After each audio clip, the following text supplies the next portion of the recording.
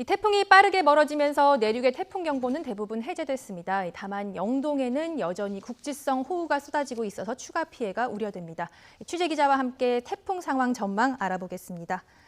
문화생활과학부 김진두 기자 나와 있습니다. 어서 오십시오. 네, 안녕하세요. 네, 이 내륙 태풍특보가 모두 해제됐다고요? 그렇습니다. 오늘 오전 6시에 태풍이 경북 울진 부근 동해로 진출했거든요. 무척 약해지면서 매 시간당 65km의 빠른 속도로 지금 이동하고 있습니다. 현재 위치가 울릉도 동쪽에서 더 동해상으로 물러나 있는 상태입니다. 따라서 그만큼 빠른 속도로 우리나라 내륙이 태풍의 영향권에서 벗어나고 있기 때문에 이미 영남 지방까지는 모두 태풍특보가 해제가 된 상태고요. 유일하게 영동과 울릉도 독도에 남아 있는데 울릉도 독도는 그대로 놔두고 영동 지역도 곧 기상청은 태풍특보를 해제한다고 얘기하고 있습니다. 네. 단 태풍특보는 해제가 되더라도 그 지역에 많은 비와 다소 강한 바람이 불고 있기 때문에 태풍특보를 호우특보나 강풍특보로 약간 대체해서 발표할 것으로 보입니다. 네, 밤 사이에도 동해안에 최고 550mm의 말 그대로 그렇습니다. 물폭탄이 쏟아졌다고요? 많은 양, 그러니까 550mm라는 총량도 중요하지만 시간당 100mm가 넘는 비가 네. 이 동해안 지역에 집중이 됐습니다. 특히 삼척 같은 경우는 시간당 110mm, 울진 같은 경우에는 시간당 104.5mm 비가 내렸는데 울진의 시간당 104.5mm는 이 지역이 기상 관측을 시작한 1971년 이후 49년 만에 가장 많은 양입니다. 네. 1시간에 100mm의 비가 내리면 앞이 보이지 않을 정도고요. 서울이라고 해도 광화문이 침수되는, 예전에 광화문 침수되는 그 일이 있었지 않습니까? 네. 우미연산 산사태 예. 이랬을 때 시간당 100mm 정도의 비가 내렸습니다. 네. 그 정도로 많은 비가 동해안 지역에 이렇게 시간당 100mm씩 내린 지역이 많았습니다. 네, 이 남부나 제주도 지방에도 좀 생채기가 났는데 동해안에 더 많은 비가 집중된 이유가 있을까요?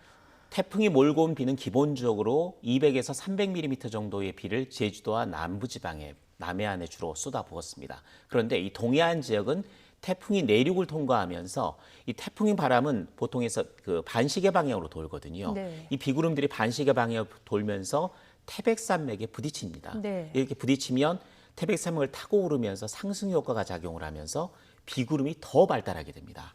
따라서 남부지방, 제주도보다도 오히려 동해안 지역에 태풍 비구름이 더 발달하면서 시간당 50에서 최고 110mm 정도의 그야말로 물폭탄을 동해안 지역에 집중적으로 쏟아본 겁니다. 네, 이 밤사이 홍수특보가 내려진 강도 많았는데요. 범람 상황은 어떻습니까? 대부분 영남 지역에 강해 태풍 홍수특보가 내려졌는데 어제 밤 늦게부터 오늘 새벽 사이에 주로 내려졌습니다. 그 지역이 만조 시간이었고 또 그때 가장 많은 비가 집중되는 시간이었습니다.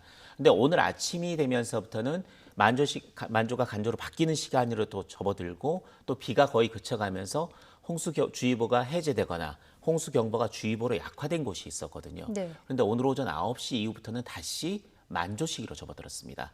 비가 내리지는 않습니다만 그동안 많은 비가 내렸던 비가 네. 강으로 몰려들은 상태고 또 만조가 되기 때문에 강물이 바다로 빠져나가지 못한 상황이었거든요.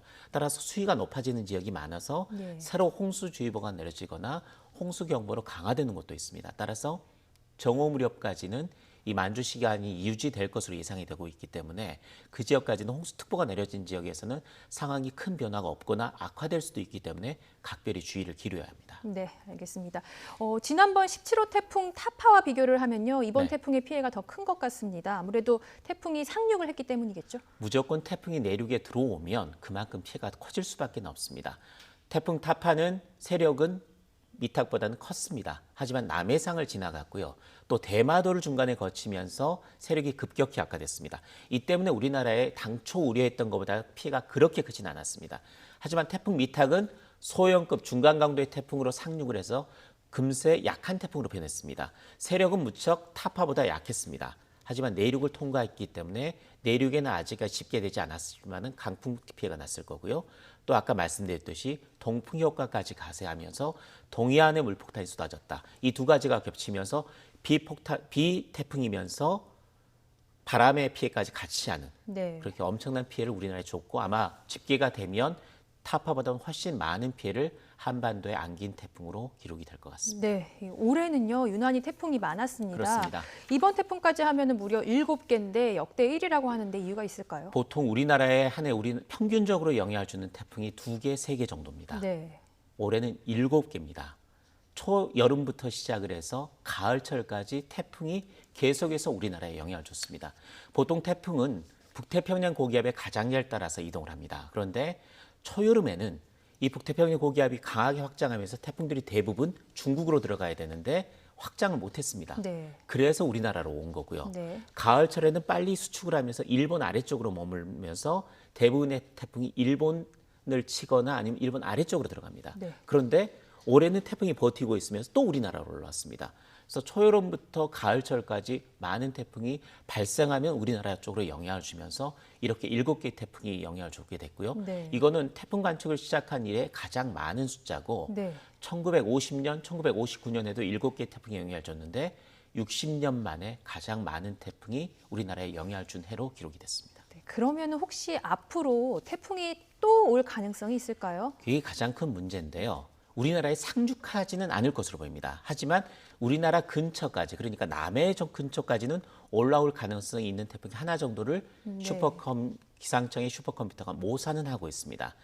아직까지 발생하지는 않았는데요. 한 9일 정도 뒤, 그러니까 12일, 13일 정도쯤이 되면 하나의 태풍이 발생할 가능성이 있고 올라온다면 남해상 정도까지는 영향을 주지 않을까 조심스럽게 우려가 되고 뭐 있습니다. 상륙은 안 되겠지만 남해상 정도는 영향을 받을 영향을 수 줄 있다. 가능성은 있습니다. 예, 알겠습니다. 잘 들었습니다.